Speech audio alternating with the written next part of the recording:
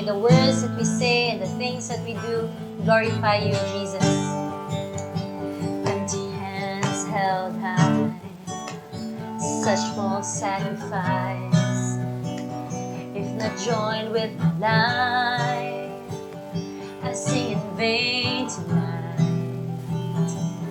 And the words I say and the things I do, may my life song sing, bring a smile to you. Amen.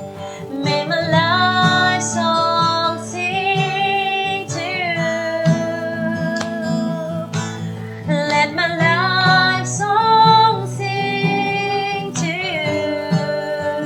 Yes, Jesus, I want to sing your name at the end of this day, knowing that my heart was true. Let my life song sing to you. Yes, Jesus, may our life sing a song to you, Jesus. We give you our life, Lord, I give my life, a living sacrifice to reach a world in need, to be your hands and feet. Use us, Lord. May the words I say and the things I do, may my life song sing, bring a smile to you. Let our life song, Jesus, let our life song sing to you. Let our life song sing to you. We want to sing. I want to sing your name to the end of this day, knowing that my heart was true.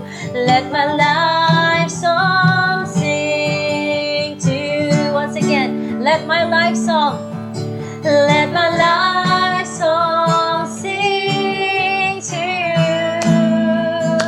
Amen. Let my life song sing to you. Amen. Come on, church. I want to sing your name to the end of this day, knowing that my heart was true. Let my life song sing to you. We say hallelujah, hallelujah, hallelujah. Let my life song sing to you.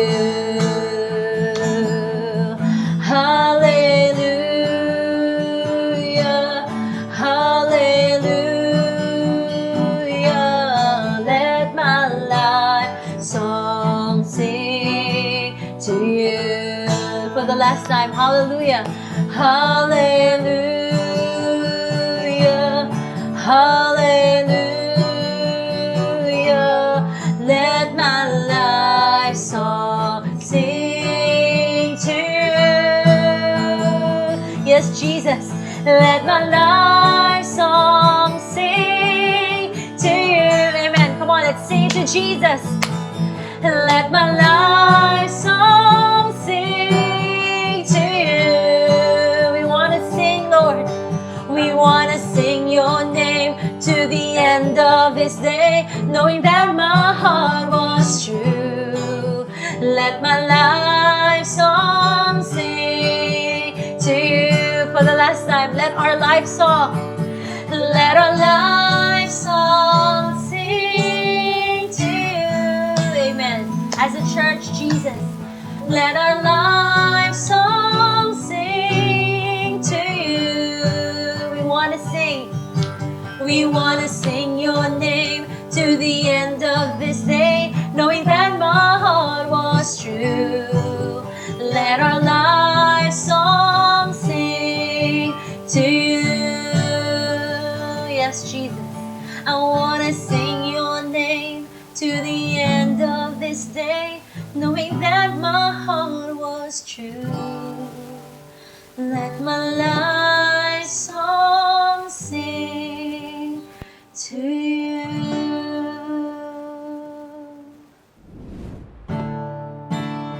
Amen. We rejoice of the fact that we could sing of God's love forever. Thank you, Jesus. Come on, let's sing about God's love. Over the mountains and the seas, your river runs with love for me. And I will open up my heart and let the healer set me free. I'm happy to be in the truth, so I will daily lift my hands, for I will always sing of when your love came down. Once again, over the mountains. Thank you, Jesus. Over the mountains and the seas, your river runs in love for me. So I will open up my heart and let the healer set me free. I'm happy to be in the truth, so I will daily lift my hands, for I will always sing of when your love came down. I could sing of your love forever. I could sing of your love forever. I could sing of your love forever. I could sing of your love forever. Over the mountains and the seas, your river runs with love for me. So I will open up my heart and let the healer set me free. I'm happy to be in the truth. Amen. I will daily lift my hands, for I will always sing of when your love came down. I could sing of your love forever. I could sing, Lord, I could sing of your love forever. I could sing of your love forever.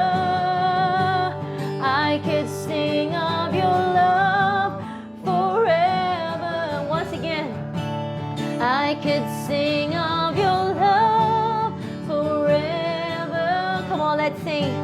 I could sing of your love forever. I could sing of your love forever. I could sing of your love forever. And oh, I feel like dancing. It's foolishness, I know, but when the world has seen the light, amen, they will dance with joy like we're dancing now. I could sing of your love forever. We rejoice, Jesus. I could sing of your love forever. I could sing, Lord, I could sing of your love forever. I could sing of your love for the last time. We could sing, Jesus. I could sing of your love forever. I could sing of your love forever. I could sing of your love forever. I could sing of your love forever.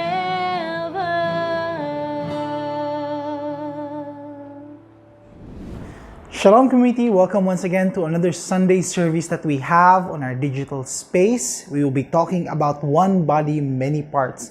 And bago tayo magsugod, let's first read this scripture verse for today. 1 Corinthians chapter 12 verses 12 to 14. Just as the body is one and has many members, and all the members of the body, though many, are one body, So it is with Christ. For in one Spirit we were all baptized into one body, Jews or Greeks, slaves or free, and all were made to drink of one Spirit. For the body does not consist of one member, but of many.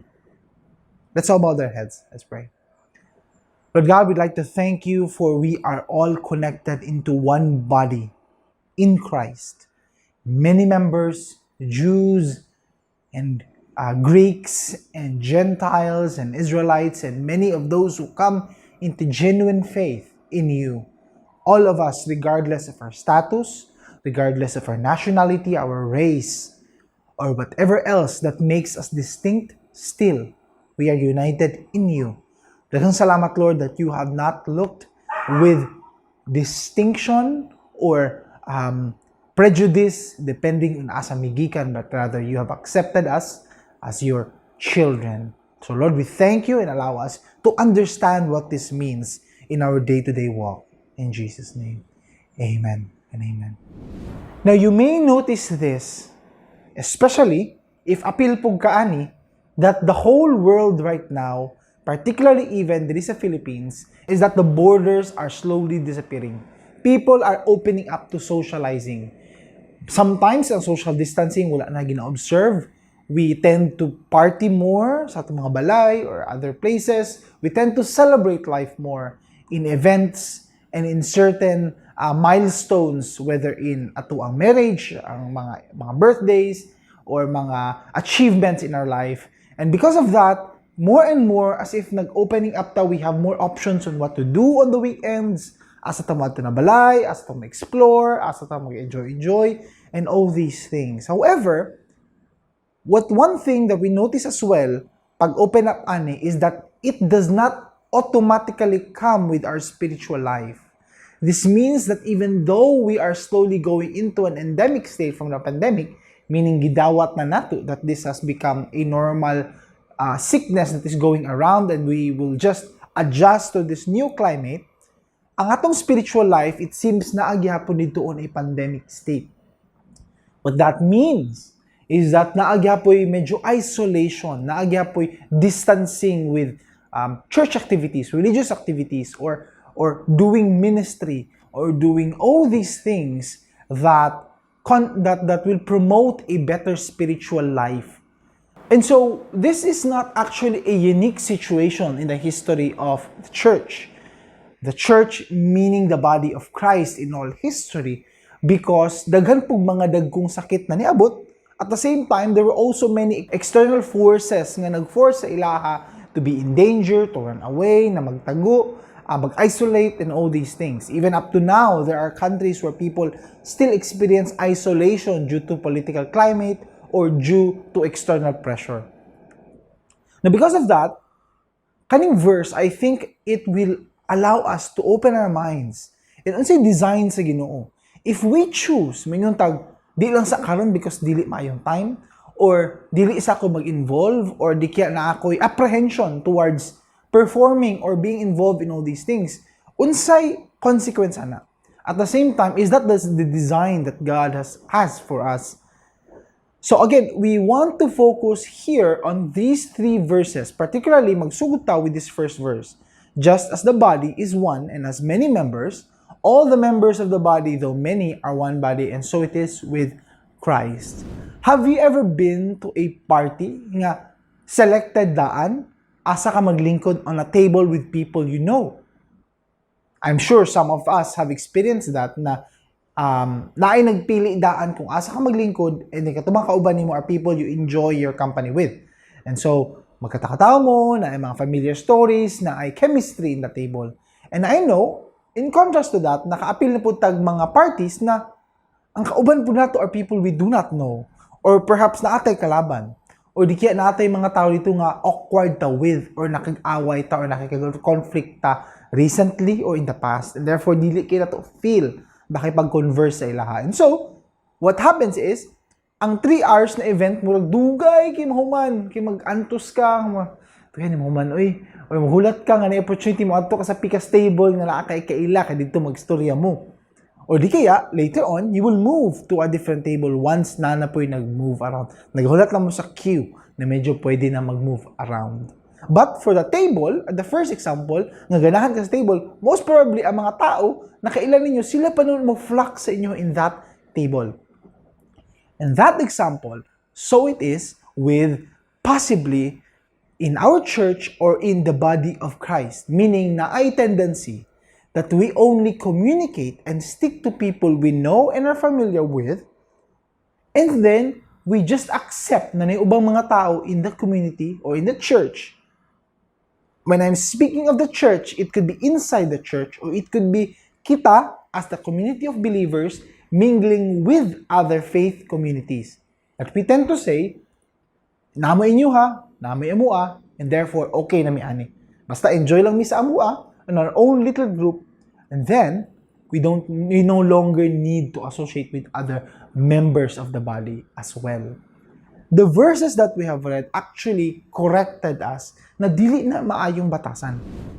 He continued on, si Apostle Paul in the following verses. He says, if the foot should say, because I am not a hand, I do not belong to the body, that would not make it any less a part of the body.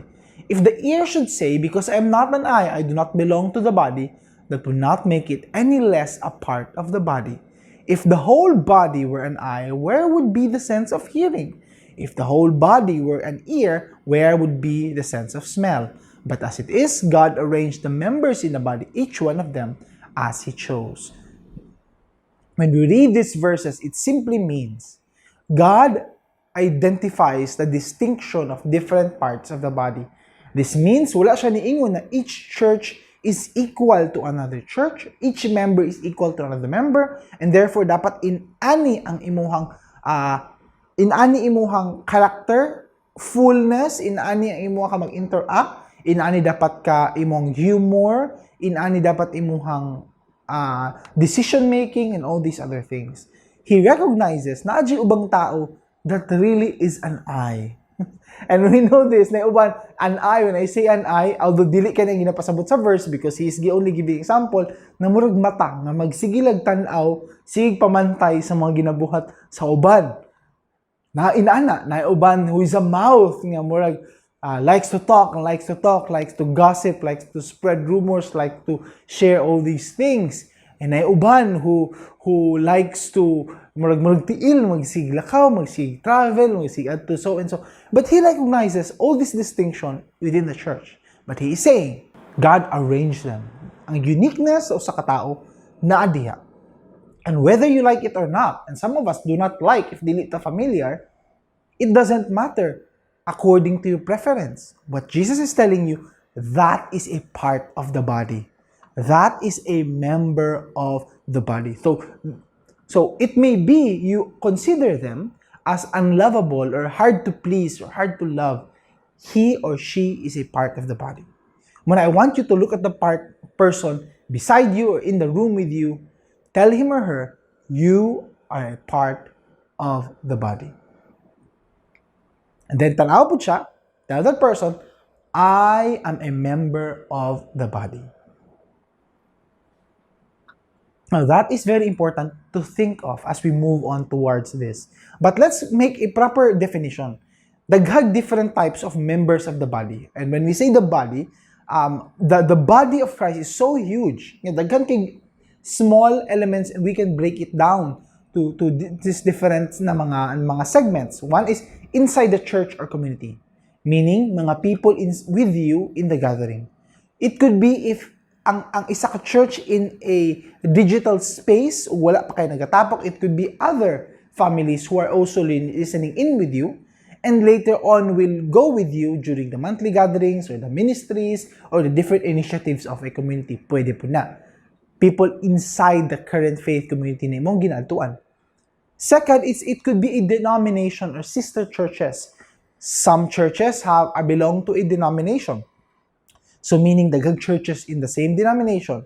Some nga naay own independent, sama sa community of believers, we do have sister churches or sister faith communities or other communities na na-build up within pagsugod sa community. Like naay one in Davao City, naay one in Jensan, and if naay one in another city, another faith community, and all this, however small or big they may be, it's what we considered na murag sister churches, sister fellowships na naa diha. Though we don't necessarily like to use the word church kay tungod malibog ta because we tend to associate with the building, but whenever there's a fellowship, 2 or 3 are gathered consistently, forming into a session nga naay ang Ginoong ginaistoryahan, ang Ginoong gina-exalt, ang Ginoong gina-honor and glorify, that you consider a faith community, however small it may be or however big it may be. Another, it could be the same city churches and ministries. You have to remember, even the big churches na adere in Davao City, or if you're listening in General Santos City, if they are evangelical church, a Bible-believing church, a church that puts Christ first, that's a member of the body of Christ. When you look at the big whole body of Christ, appeal po na siya. Meaning those are your brothers and sisters as well. And sometimes we tend to look at them as kompetensya. Yung tag, ay, sa diha, di na mag-associate sila, kuha na itong membro. Or di kaya, adto ta dito, kay manguha tag membro. We look at it as at a hostile na murag environment. Na murag na ikakompetensya. No. Those are your brothers and sisters in the Lord. Na sa ilang programs, na sila ilang mga leanings towards doctrine, towards how they dress, unsay program nila, unsay ginabuhat nila day to day, sa day to Sunday, weekend to weekend, then lain na sila preferences. And it's a blessing that God has made us different in that sense nga na ay mas mga communities na mas pabor for that certain age group. O na ay mga communities pabor sa that certain music, certain clothing, certain way of strictness or way of being free, how they celebrate certain days of the year. Lain-lain na siya. And God has made us unique that despite na any mga differences, of course, those are members of the body. Sama sa that the hand can wear a glove, but ang mata nimo dili nimo pwede suoton ang glove o imong ulo. Mura kag ka ng weird kitanawon na ang glove i-try nimo suot sa imong ulo because you want to fit that in there. Dili jud pwede, lahi jud ang way of how to conduct with the hair. Another is outside the city, churches and ministries. If your church or a community na to has become more missional, morning usual manifestation that you connect with other churches outside. But it doesn't have to be that way. It doesn't have to wait na moabot na point because it's like saying nga dili ko makag-associate sa relatives nako na wa nagpuyo diri in the same city. You want to be associated with them as well. You want to learn with them as well. You want to share resources with them as well. You want to share giftings with them as well. And lastly, which is dili ni siya one small segment but a very huge na segment nga pwede ba nato i-break down if we don't have time to break down, it's outside the country. It could be a mission initiative. It could be a ministry outside the borders. It could be many other things or even churches na wala diri sa country. So they are all members of one body of Christ. And despite unsay race or nationality nila, they are still your brothers, sisters in the Lord. Remember the Lord's promise to Abraham, I will make your children as many as the sands in the sea and the stars in the sky. And those are numbered as di niyo maihap, meaning billions and trillions, and it could be throughout history, depende ka na sa mabalik ang Ginoo, it could be much more than that. So all of us are children of Abraham, connected whether we are born in Israel or not, whether Jew or Gentile Gentile meaning outside, not a Jewish person. We are all brothers and sisters in the Lord, all the members of one body. The body of Christ consists of many members. God has commanded each member to work and serve together with each member. Now, if we look again towards kaning dako kayo na picture, you are a member of the church, you are a member of the denomination or sister churches, member ka diya. You're also a member with a city of churches. You're also a functioning member there. You're also a functioning member sa outside city or the country itself, inside the country, and then outside the country. Ang question ako diha, what have you done and are doing as a productive member of that body? That's a fair question. Sama if you live in a house, especially in a house that has good leadership or good parenting, each member must carry his own weight. Manang term in English, must carry in own weight. Meaning you are a contributing member in that family. Dili ka pabigat. Dili ka magbasta-basta mag-live na in a house without contributing anything. Magsila kag kaon, sila kag tulog, but not doing your chores and all these other things. Now, that is a question para sa tua because you may not have thought of this. You may be a lacking member in that whole body. Mao nang pasabot ni Paul na ayaw mo pagbutag divisions between churches because you share with each other. We'll elaborate further as we go to the context sa kanina verses. Unsa exactly pasabot niya and what way can we serve. But that's the one thing we must remember. If you may think you're isolated, it's not because of the time, it's because it's your choice. It's your choice not to involve. It's your choice not to associate. It's your choice, dili ka mo grow by using the gift and talents God has given you. So if ever you feel stale ang imuha or maghupas ang imuhang faith, it's dead. It seems naga-check-in lang ko every Sunday or naga-time in lang ko, naga-log lang ko, na sulod ko and then out na ko. It's your choice. It's not our choice. It's not the leadership choice. It's not na murag walay programs for you. It's for you na wala ka nag-decide. It's for you nga nag-choose ka to remain isolated, stagnated in how you serve the whole body of Christ. Now, he continues, and let's continue to read ang words ni Paul in chapter 12. As it is, there are many parts, yet one body. The eye cannot say to the hand, I have no need of you, nor again the head to the feet, I have no need of you. On the contrary, the parts of the body that seem to be weaker are indispensable. And on those parts of the body that we think less honorable, we bestow the greater honor.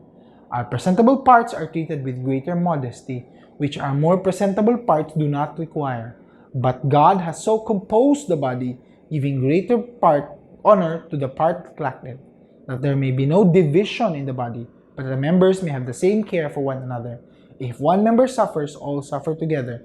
If one member is honored, all rejoice together. Now again, he makes a clear distinction there. Paul makes that distinction that there are body which are more honorable, there are body that we should cover up, there are body we should not really present forward. Just as sa body nimo na some parts that you cover, na some parts that you are very careful na dili makitaan sa uban, and all these other things on how we take care of our body. Think of it this way. Imagine if we are all equal. And sometimes, in our generation karon where we tend to fight for equality, we tend to fight na dapat same tanan, that we tend to advocate these things, we tend to forget that we must be careful what we wish for. Because if we desire na equal tatanan, that also puts a pressure of those who are weaker or those who cannot cope up or those who are not really able to perform at such a level that you want everybody to perform. Because if you're saying the equal tanan, you're also saying that everyone has to be given the equal amount to start with, which is not true. Even the parables that Jesus is showing us, the parable of talents and all these other things, as you remember, they are given the responsibility according to how many or how big ang gihatag sa ilaha na number of talents. To the 1, 5, ang na-extra niya 5, ang isa 2, 2, 1, 1. So depende kung pila gihatag sa iya, mao po to ang responsibility niya to nourish and nurture and ipalago. In the same way, inana po ta. And so if you require everyone the same, many would have a hard time going into one standard rather than focusing on our uniqueness and those na maglisod, tabangan sa wa naglisod. That's the idea. God's idea is the community or the church has many members, different people, different characteristics, batanan magtinabangay. For some who are weaknesses on this area, tabangan sa uban na strength ka to na area. Sa uban, naglack ka ni mga certain resources, tabangan sa daghan kayong resources. That's his idea. Not equality in all, but for each one to show love and care for one another. This means on the many different levels, whether it's the same church, same denomination, same church in the city, and outside the country, we have that responsibility. That's why we have no problem if ikaw usa ka believer, will involve yourself in a church or a different ministry because na kay certain talent or gift na dito nimo ma-explore, ma-show, magamit. Wala problema na. As long as ang importante dili you are growing in the Lord. We experience that many times. Members who come to us who say na gusto sila mag-involve sa kanilang ministry, mas deeper level, because it's niche, it's very specific.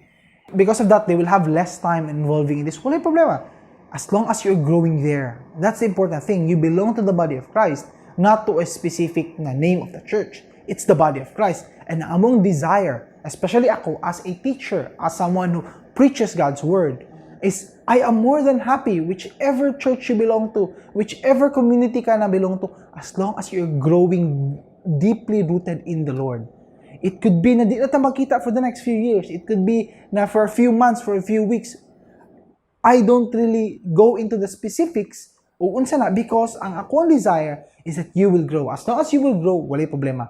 As long as you will go deeper in your faith, that's the goal. And that's also my delight that you will do that. You will grow in that.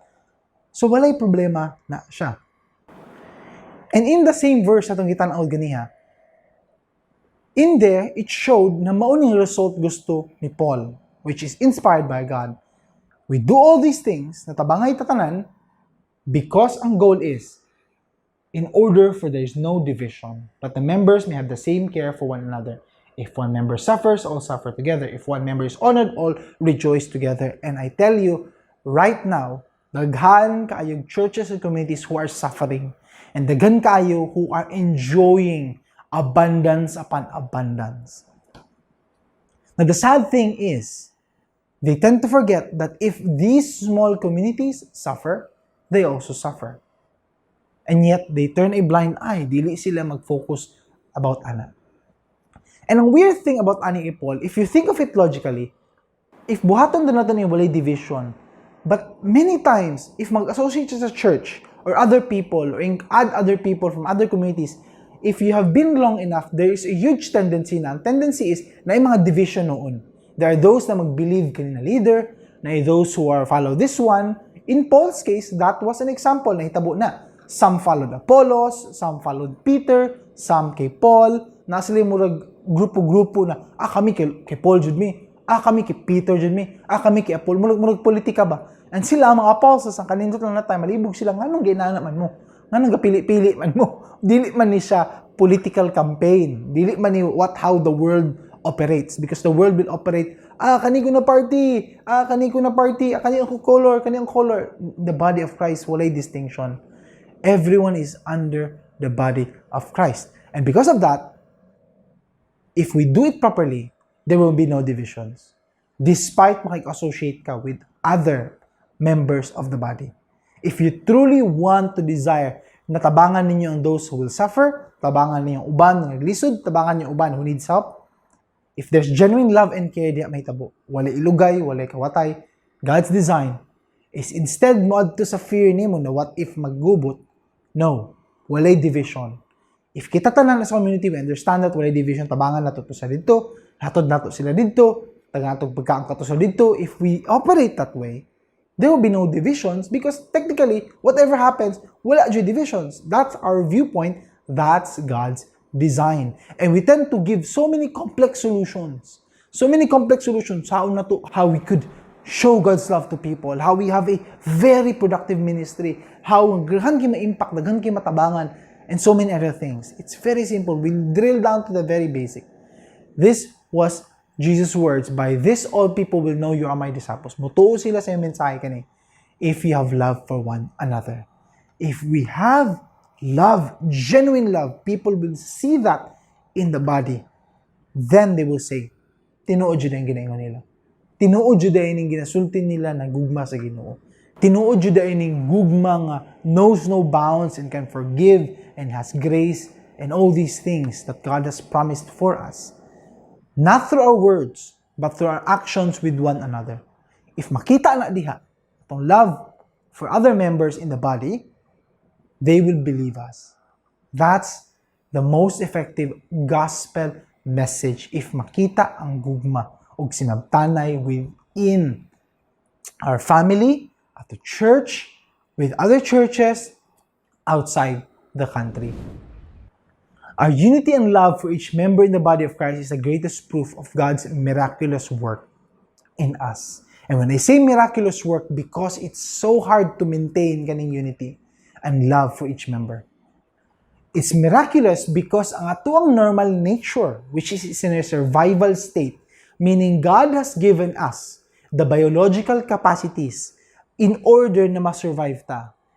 Bantayan ba ninyo na ang atong mga chemicals that is being produced, fight or flight, immune system, everything is for our survival. So we tend to think, if muminaw lang ta sa tong flesh, we tend to think, ang akong choices o association tanan para sa survival namo as a church, or sa inyo sa family, or ikaw mismo, para mag-survive ko ug muangat ka sa kinabuhi. That's a normal response. And that's why, if dili ka ana mag-think, if you think of, unsaan ako pag-serve, unsaan ako paggamit sa akong gift, unsaan ako paggamit sa talent sa uban, that's miraculous in nature. So, saludo ko sa inyo ha, if you're a father right now, or a mother, or a son, or a daughter, that you have decided to go against your flesh, and instead, mag-serve ka. Instead, makik-associate ka. Mag-share ka sa imong kwarta, mag-share ka sa imong pagkaon, mag-share ka sa imong gift, mutabang ka counsel, mutabang ka og do acts of service, mutabang ka og use all these things and knowledge of Christ, of teaching, and all the other things that you can do to serve God. You are a miracle in itself because you are going against the biological nature na naka.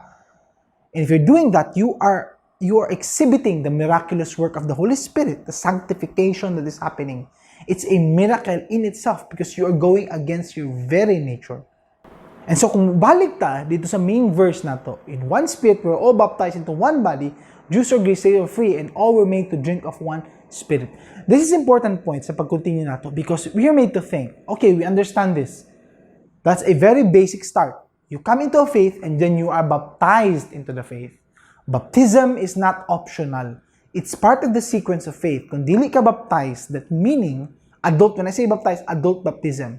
When you're an adult and you have made a decision, I will follow Christ to adult baptism. If you have not made that, Paul associates that you are not included yet to the body of Christ. You have not been baptized into one body because you have not followed Christ sa pagsugod niya sa iyang faith. You're not baptized yet into that one body. So that's not optional, that's not in the future. Even the very early church experienced this, na even the mga new believers, immediately they were baptized. They come to faith, they were baptized. Come into faith, baptized.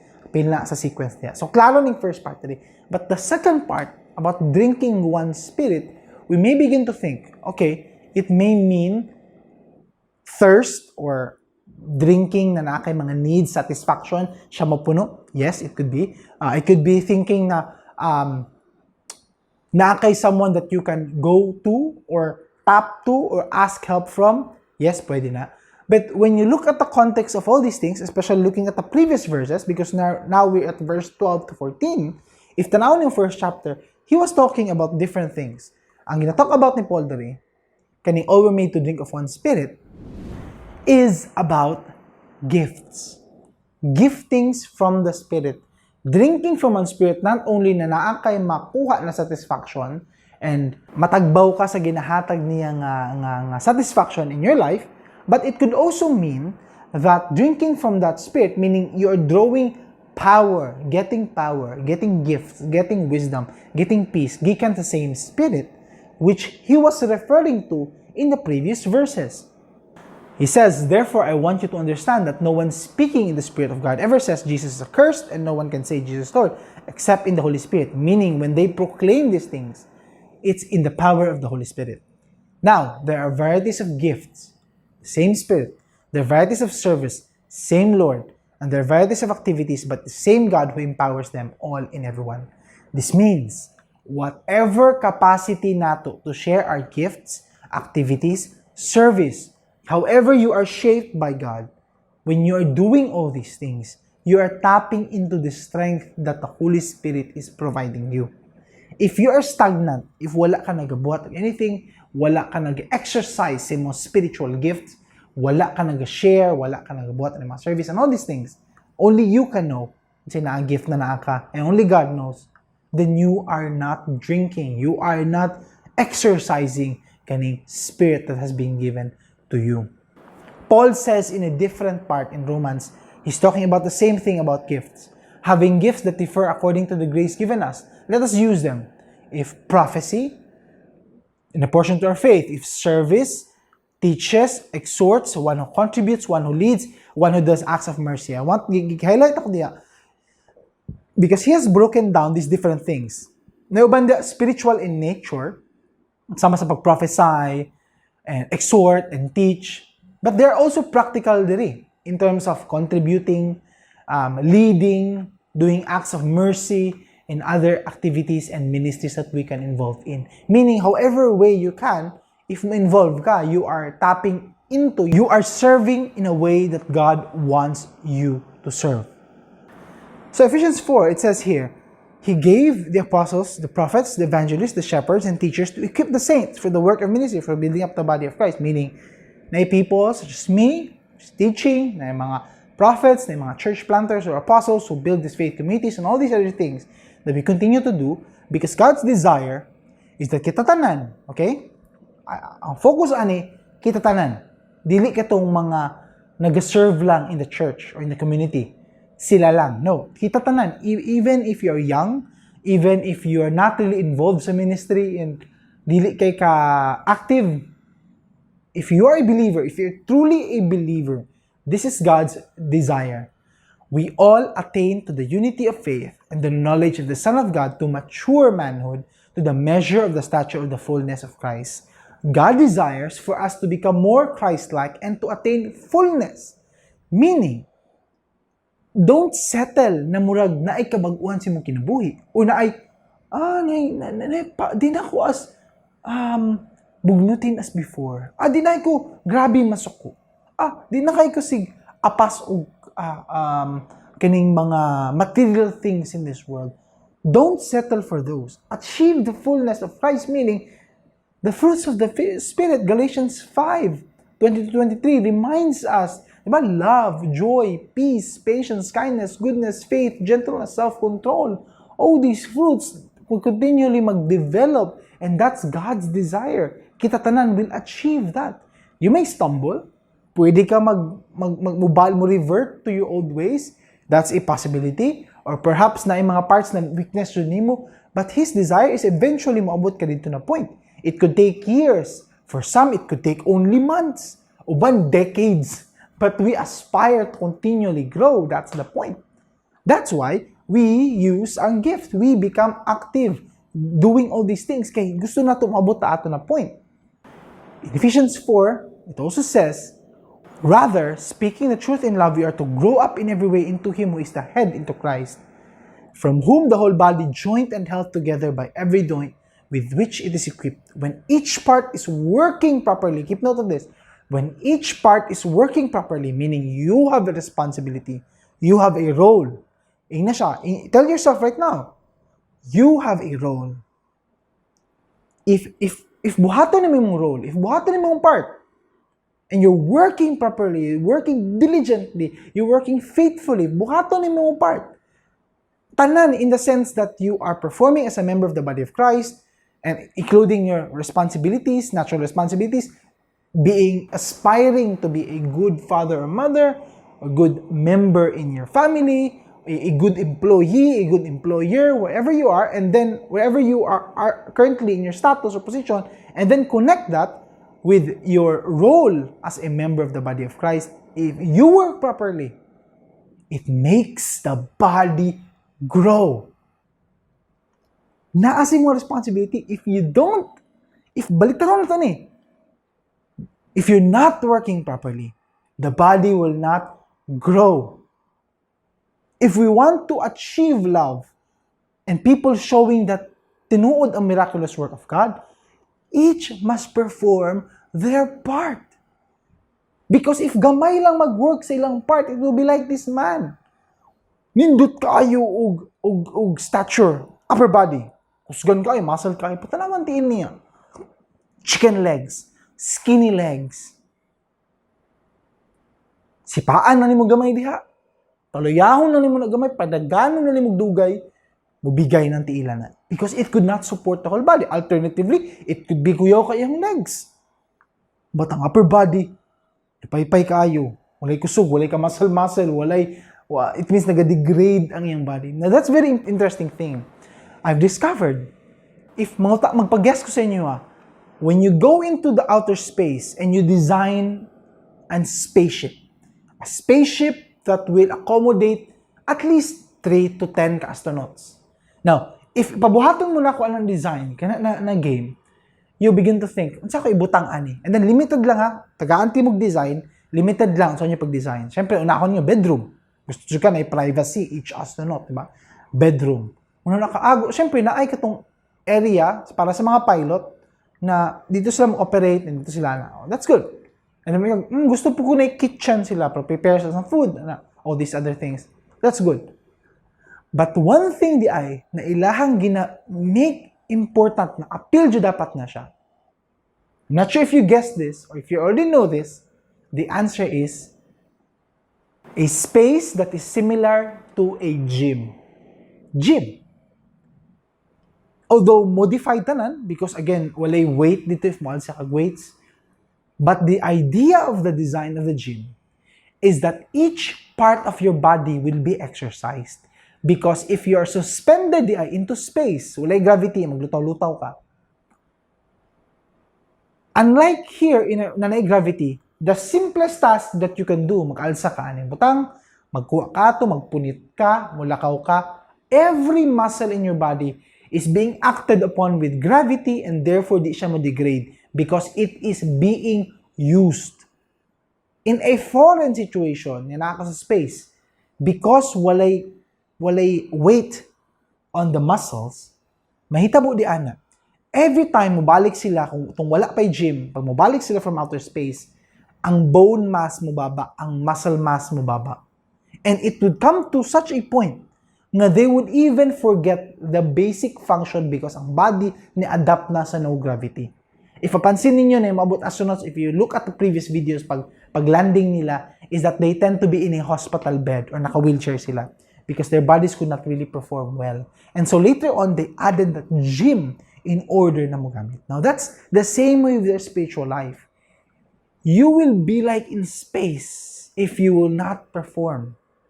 Sama sa iyahawa, siguro niga leg day, niga exercise ang leg, pet na kaayo ang iyang legs. Because wala naga-perform, wala naga-work on, wala ginagamit ang gift.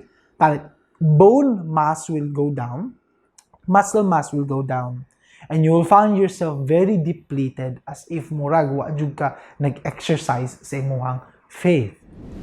You have a role to play. A gift to share and an impact to make. All of us are in one body, many members. And never ever forget that even if na mga tao in the community who are really active, serving, using the gift and talent, you're not a spectator to just watch in a cinema or a theater mo. Observe na ko, nice na. Dili, nice. Okay na. Okay ko na. Agree ko na. Buto ko na. Dili anay mo role to play. To be a spectator or a viewer or clicker of thumbs up and thumbs down. You have a role to play. You have a gifting. God has prepared all these things. Diba? Good works in advance for you to walk in them. In Ephesians chapter 2, He reminded us of that. Don't waste the opportunity na gihatag sa imo sa Ginoo. As long as you're alive, serve Him. You're a member of this body. And I pray that you will understand that. If you do that, you begin to understand the joy in serving God. That there is no greater pleasure, no greater honor than to bow and kneel before the throne of God, serving Him with delight and with passion. Let's pray. Lord, thank you for reminding us once again that we have a role to play. Thank you for reminder, Lord, because most of us are missing out on the beauty of serving you and finding ourselves very weak. And yet there is supernatural strength and peace and wisdom that will just arrive in our life and propel us to more service to you. Guide us, Lord Jesus. Help us. We ask you in Jesus' name. Amen and amen. Indeed, O God, who am I compared to your glory and your majesty, God? But we thank you for loving us, for making us your beloved. Thank you, Jesus. Lord, it was you created the heavens.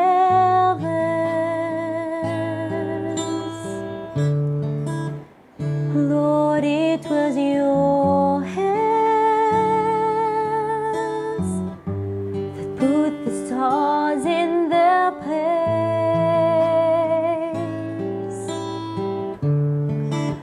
Lord, it is your voice that commands the morning, even oceans and their waves will bow at your feet.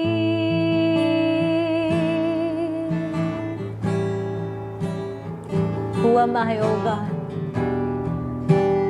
Lord, who am I compared to your glory?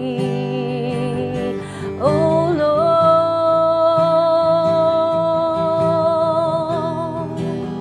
yes, Lord, who am I compared to your majesty? But I'm your beloved, Lord.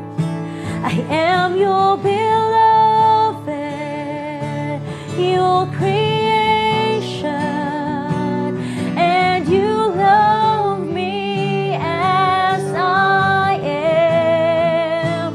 You have called me chosen for your kingdom, unashamed to call me your own.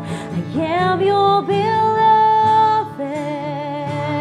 your creation, and you love me as I am.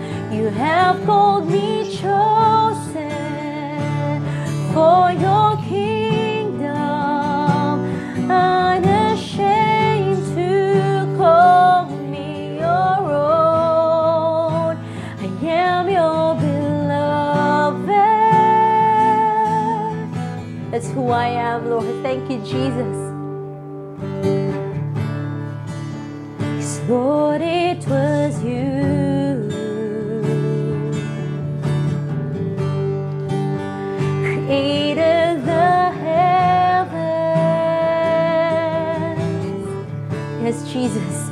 Lord, it was your hands that put the stars in their place.